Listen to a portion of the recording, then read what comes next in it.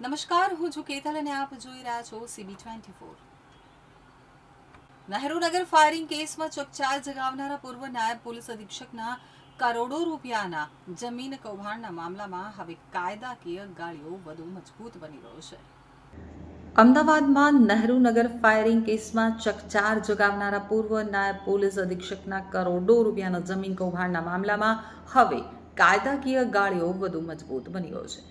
કૌભાંડમાં સંડોવાયેલા પૂર્વ અધિકારીના સંતાનોની જમીન અરજી સામે તપાસનીશ પોલીસ એજન્સીએ કોર્ટમાં આકરું વલણ અપનાવ્યું છે। આરોપી પુત્ર સિદ્ધાર્થ અને પુત્રી ખ્યાતિ દ્વારા કોર્ટમાં મૂકવામાં આવેલી જામીન અરજીનો પોલીસે સત્તાવાર રીતે સખત વિરોધ કર્યો છે। આ કેસના તપાસનીશ અધિકારીએ કોર્ટમાં સોગંદનામું રજૂ કરી અને જામીન નામંજૂર કરવા ભારપૂર્વક રજૂઆત કરી છે। પોલીસે પોતાની એફિડેવિટમાં કોર્ટને સ્પષ્ટ જણાવ્યું છે કે આ આખું જમીન કૌભાંડ અત્યંત ગંભીર પ્રકારનો ગુનો છે। પૂર્વ પોલીસ અધિકારીના પરિવારે પોતાની વગ અને હોદ્દાની દુરુપયોગ કરી અને કાયદાની ઉપરવટ જઈ અને આ આખી છેતરપિંડી આચરી છે।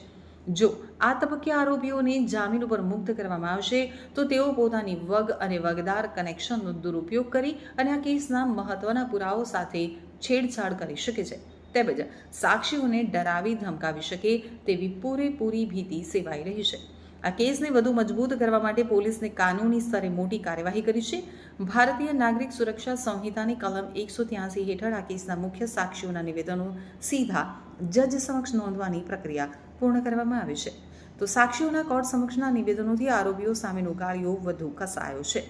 તપાસ અધિકારીના જણાવ્યા મુજબ હજુ પણ આ કેસની ઊંડાણપૂર્વક તપાસ ચાલી રહી છે અને અનેક સ્તરે કડીઓ જોડાઈ રહી છે। ત્યારે આવા હાઈ પ્રોફાઇલ ગુનામાં જામીન આપવાથી તપાસ ઉપર વિપરીત અસર પડી શકે છે। હાલમાં આ મામલે કોર્ટ આગામી દિવસોમાં પોતાનો આખરી નિર્ણય સંભળાવશે।